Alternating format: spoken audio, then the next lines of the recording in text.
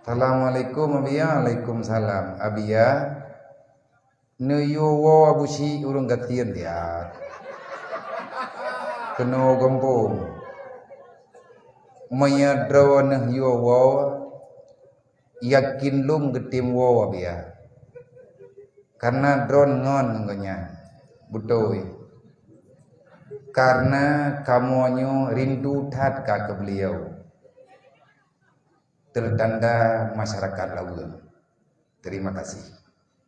Jet berarti pesannya insyaallah tak ada lun telefon. Na nomor HP ke balu. Nomor lung na baganyan, nomor ganyan na balu.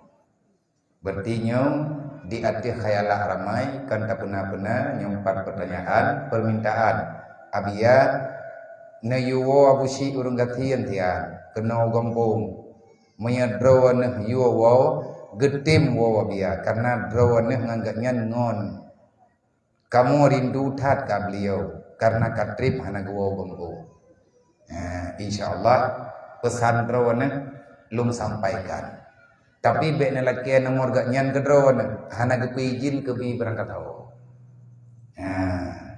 Termasuk badi baik.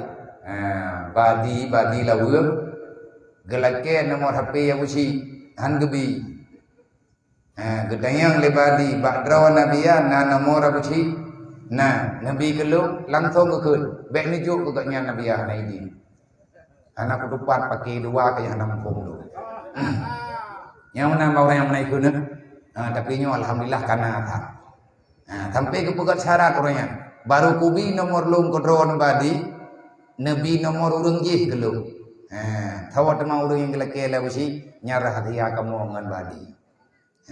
InsyaAllah ta'ala menyakat ruwat degawon wa tamu doa ke Allah ta'ala ulo dan malam beliau bersehat bagi beribadat berjauh dengan buat maksiat menanti kedai yang tamu doa keganyan mudah rezeki ke ngajit ke bantu urang-urang yang perlu bantuan gepegah balung ganyan gua Abia menyatakan karena cara untuk kupikir karena yatim ngurung gatian behek le drone tiro kaku Abia yang gak nyan pegah balung man berkon Abia karu goduan urung drone yang karu yang ku butuh iji lu enggak nyan me kena walawnya besti ngon ngomongnya hana dawa-dawa hana bagi-bagi mana karu tiga go ya nyan cah budi berarti mantang udip lah. Anak bunga kamu. InsyaAllah nanti dia pun sampaikan.